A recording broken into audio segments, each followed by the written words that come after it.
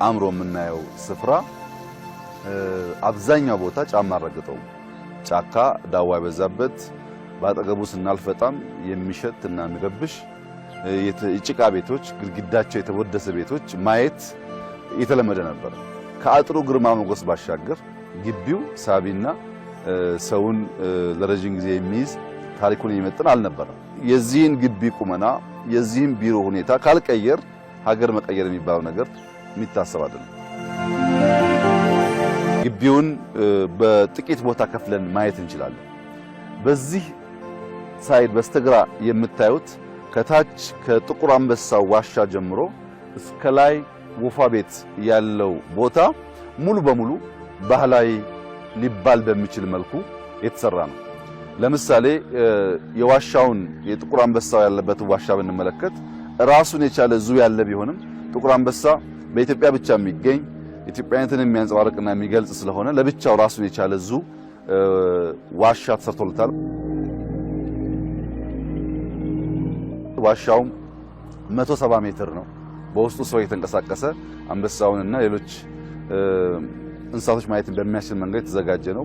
በውስጡ አትክልቶች፣ ዛፎች፣ የውሃ ፏፏቴዎች ያሉበትና ትክክለኛ የአንበሳን መኖሪያ ስፍራ እንዲመስል ተሞክሮ የተሰራ ነው።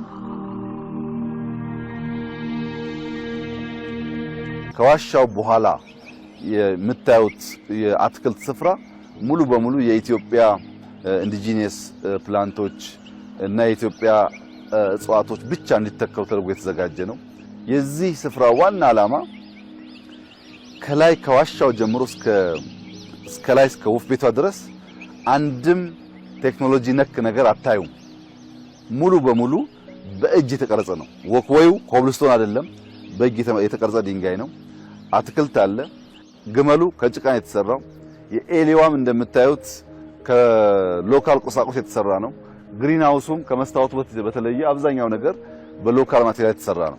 ይሄ የሆነበት ዋና ዓላማ አርሶ አደሮቻችን አካባቢያቸው ባሉ ነገሮች ብቻ ብዙ ኢምፖርትድ ነገር ሳያመጡ የመኖሪያ ስፍራቸው መለወጥ ይችላሉ የሚል እሳቤ ስላለው አትክልት አድርገው ወክወይ አድርገው በጭቃ እንደዚህ የሚያምር ቤት ከሰሩ እያንዳንዱ አርሶ አደር ሰፋ ያለ ቦታ ስላለው የኑሮ ዘይቤው ይቀየራልና ያን ሞዴል ማድረግ አለብን በሚል ተዘጋጀ ሲሆን ግመሉን ስንመለከት የአፋርን ህዝብ፣ የሶማሌን ህዝብ፣ ሌሎች አርሶ አደር አካባቢ ያሉ ህዝቦችን የሚያሳይ ሆኖ በውስጡ ግን በጣም በርካታ አርቶች አሉ። ግመሉ ሙሉ በሙሉ በተለይ ከላይ ያለው ዶም ምንም አይነት ድጋፍ ሳይገባለት የተሰራ የሚደንቅ የኢትዮጵያውያን ጥበብ የታየበት ነው። እንደ ሰሪዎቹ አገላለጽ ከሆነ ከ150 ዓመት በኋላ ድንጋይ ነው እየሆነ የሚሄደው። አሰራሩ የሚጠፋ ነገር አይደለም። ለሺህ ዓመት የሚቆይ እጅግ ውስብስብ በሆኑ ቀመሮችና እውቀቶች የተሰራ ቤት ነው። አሁን ማራኪ ነው። ከዘመን በኋላ ግን ለትውልድ የሚሸጋገር ቅርስ እንደሆነ ይታመናል።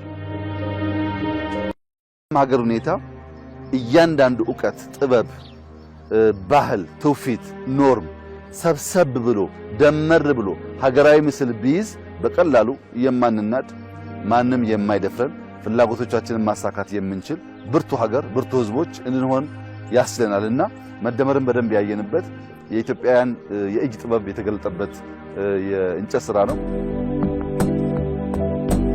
ይህ ቤተ መንግስት ሁላችሁም እንደምታውቁት አፍሪካ ውስጥ በጣም ጥቂት ሀገራት ናቸው የራሳችንን ቤተ መንግስት ብለው 100 ዓመት መቁጠር የሚችሉት። እኛ ለዛ እድለኞች ነን። ይሄ ቤተ መንግስት አለ። ከዛ ቀደም የነበረው ይዞታ አሁን ያለውን መልክ አይመስልም። በጣም ብዙ ለውጦች ተደርገዋል። አሁን ግን በሚያምር መንገድ ቁሳቁሶች ከያሉበት ሞልተው የኢትዮጵያን ጥንታዊ ታሪክ ለትውልድ ማሸጋገር በሚያስችል መንገድ ተቀምጧል።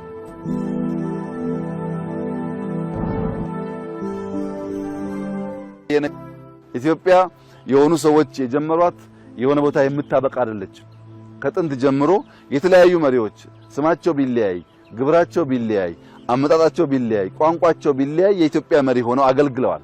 ለእያንዳንዱ የምንሰጠው የሚያማምሩ ታሪኮችና ጥፋቶች ሊኖሩ ይችላሉ። ከጥፋቶቻቸው እንማራለን፣ ከመልካም ስራዎቻቸው እንማራለን። የተሻለ ነገር እያደረግን እንሄዳለን። የትናንትናን አላቅህም አላየውም ማለትም አያዋጣም።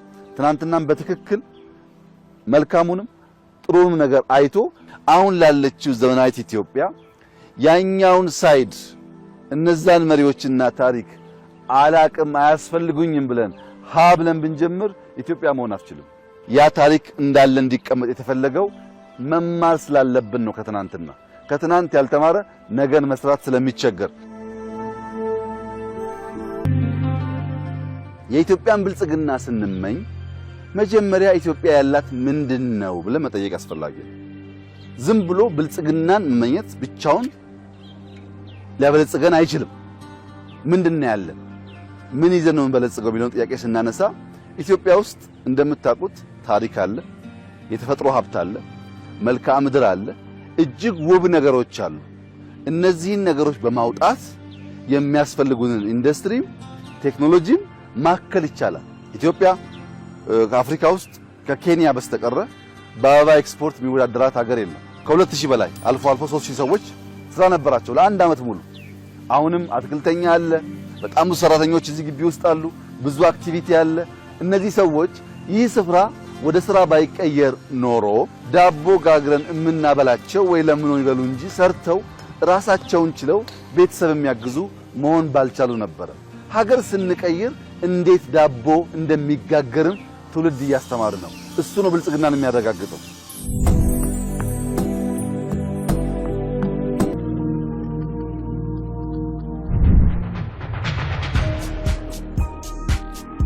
እዚህ ሆነን 11 ሰዓት ተኩል ስንመለከት እዛ ተራራ ውስጥ ፀሐይ ስትገባ እጅግ የተለየ ውበት አለ።